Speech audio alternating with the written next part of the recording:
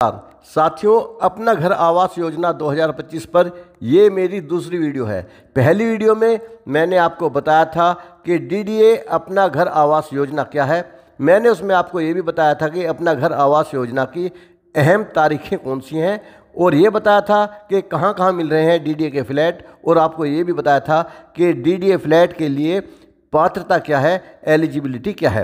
अब ये मेरी दूसरी वीडियो है, वीडियो का दूसरा पार्ट है, जिसमें मैं आपको बताने जा रहा हूँ कि डीडीए फ्लैट के लिए ऑनलाइन आवेदन कैसे करें। ये मेरे अधिकतर व्यूअर्स ने ये सवाल किया, तो उनके लिए मैं बताऊंगा कि आवेदन किस तरह से करना है। उसके बाद में मैं आपको बताऊंगा कि डीडीए फ्लैट बुकिंग के लिए कितना पैसा देना होगा।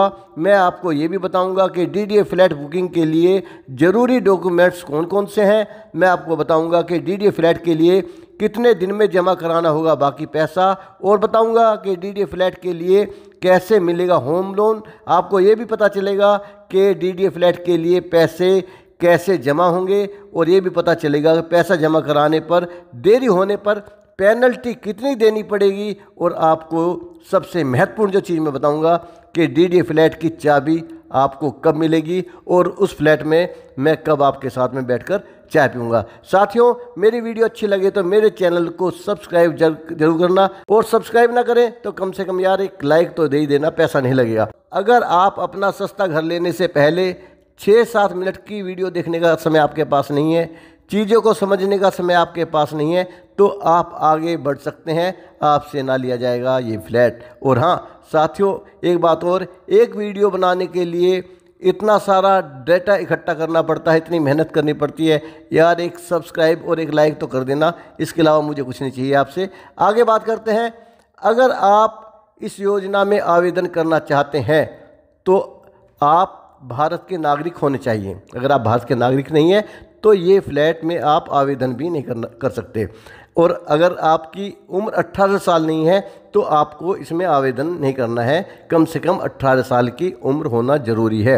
EWS कैटेगरी के लिए परिवार की सालाना आय 10 लाख से ज़्यादा नहीं होनी चाहिए, इस बात का आप ध्यान रखें। और अन्य कैटेगरी के लिए आय की कोई सीमा नहीं है, बाकी कोई भी इसमें अप्लाई कर सकता है। आवेदक के पास वैध पैन नंबर होना चाहिए, आमतौर से सभी के पास आजकल होता है। अगर दिव्यांग के साथ संयुक्त रूप से आवेदन कर रहे हैं तो दूसरा शख्स करीबी परिवार का ही सदस्य होना चाहिए। ऐसा ना हो कि आप किसी दूर दराज के इंसान के साथ में संयुक्त रूप से आवेदन कर दें तो वो आपका फॉर्म डिस्क्वालीफाई हो जाएगा।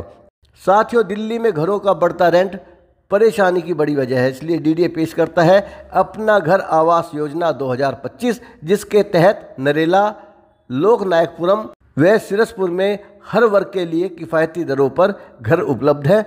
बुकिंग पर 25% तक की छूट मिलेगी और इनकी कीमतें शुरू होती हैं 13 लाख से, और ये 1,47 लाख तक की इनकी कीमत है, जो महंगी फ्लैट्स है। और बुकिंग अमाउंट जो है 50,000 से शुरू होता है। इसका मतलब अगर आज आपकी जेब में 50,000 रुपये हैं, आपके बजट है 50,000 रुपये का, तो आप इसके मालिक बन सकते हैं, इसमें आवेदन कर सकते हैं और फ्लैट की शुरुआत आप कर सकते हैं।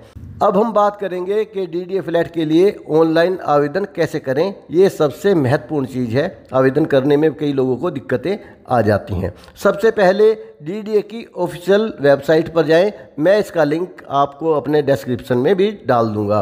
अपने पैन और अन्य जानकारी से आपको लॉगिन आईडी बनानी होगी। इसी लॉगिन आईडी और ओटीपी से आपको वेबसाइट पर लॉगिन करना होगा। अब मैं आपको इसकी प्रोसेस शुरू करता हूँ। जब आप ऑनलाइन जाएंगे तो आपको कुछ इस तरह का इंटरफेस आपको इसमें दिखाई देगा। अगर आप पुरुष हैं तो आप मिस्टर पे रहने दें, अगर आप लेडी हैं तो वहाँ पे मिसिज कर दें, अगर आप कुंवारी लड़की हैं तो वहाँ पे आप मिस कर सकते हैं। इसमें फर्स्ट नेम आएगा, मिडल नेम आएगा, इसमें लास्ट नेम आएगा। अगर आपके नाम में 2 शब्द हैं, राम प्रकाश यादव अगर आपका नाम है तो आप इसमें राम प्रकाश लिख दें पहले वाले में, और यादव लिखेंगे आप अंतिम में। और अगर आपके नाम में 3 शब्द हैं तो आपको तीनों भरने पड़ेंगे। पहला नाम जो मेन नाम है आपका, वो आपका फर्स्ट नेम आ जाएगा, उसके बाद जो मिडल वाला है मिडल में आएगा, और जो आपका सरनेम है, जो लास्ट नेम है, उसमें आपका भरा जाएगा। अगर आपके पास ईमेल आईडी नहीं है तो अपनी एक ईमेल आईडी बना ले, बहुत आसान है बनाना। उसमें ईमेल आईडी आप अपनी डाल देंगे। नंबर आपका जो आधार कार्ड से लिंक है वही नंबर आप इसमें डालें। इसके बाद में पैन नंबर आएगा, इसमें पैन नंबर डाल दें। डेट ऑफ बर्थ जो आपके 10वीं के सर्टिफिकेट में है वही मेंशन करें। इसके अलावा मतलब इसके कोई ना कोई आपके पास प्रमाण होना चाहिए, कल को देखा जाएगा तो डेट ऑफ बर्थ आपकी सही होनी चाहिए। उसके बाद आधार कार्ड के 12 डिजिट होते हैं, आधार कार्ड आप इसमें आधार नंबर वाले में डाल दें। लिंग में अगर आप मेल हैं तो पुरुष हैं तो मेल डालें, अगर आप महिला हैं तो फीमेल डालें। और इसके एक तीसरा भी दे रखा है, ट्रांसजेंडर का भी दे रखा है। अगर इस तरह की कोई चीज़ है तो आप वो तीसरे का भी सहारा ले लें।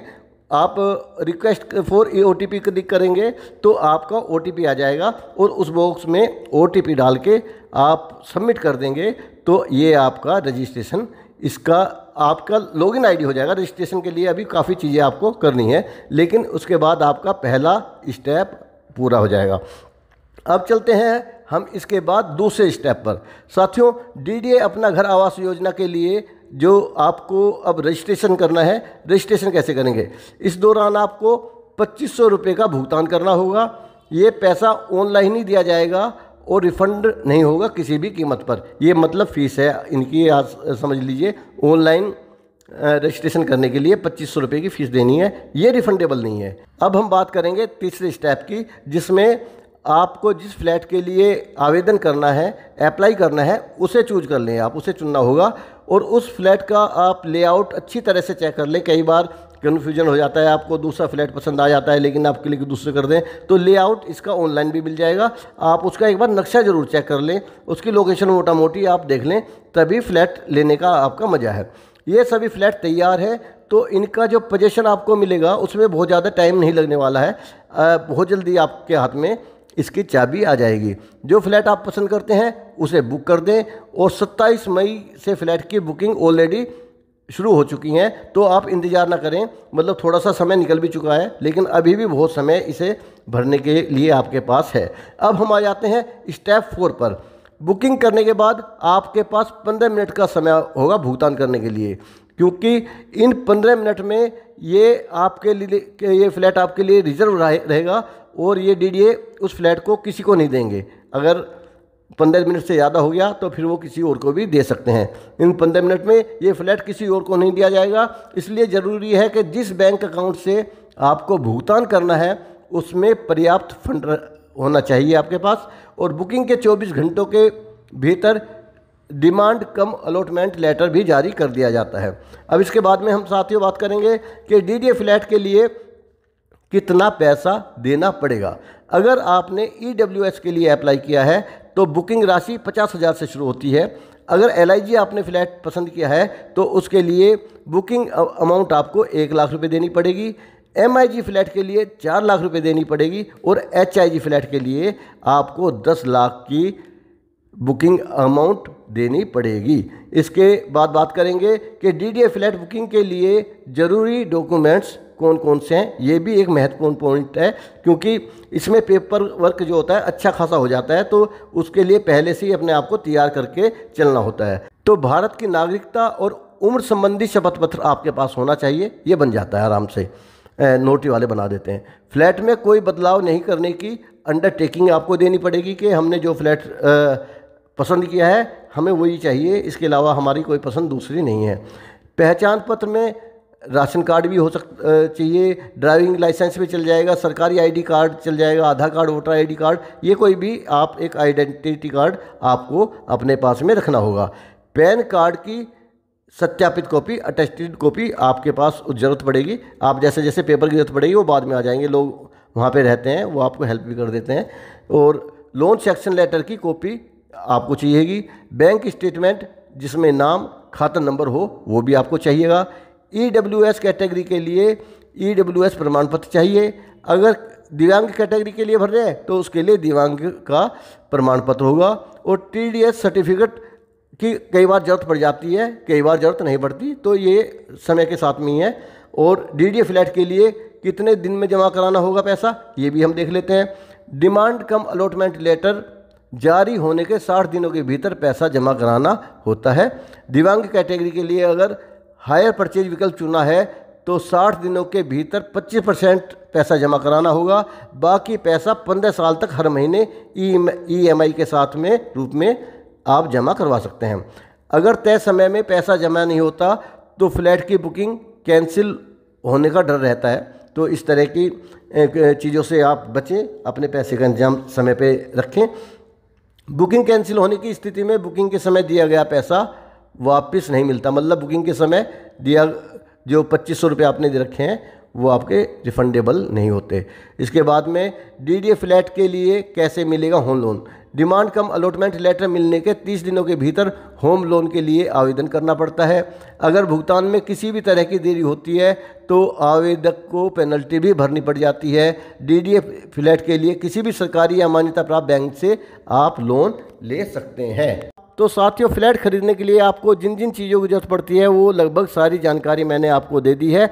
अगर कोई अभी भी आपके दिमाग में, आपके जहन में ऐसा सवाल हो जो आपको ना मिला हो तो भाई मैं एक वीडियो और बना दूंगा।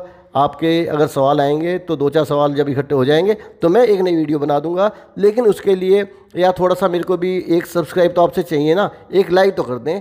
और मेरी वीडियो देखने के लिए, मेरे साथ जुड़े रहने के लिए आपका धन्यवाद। जय हिंद।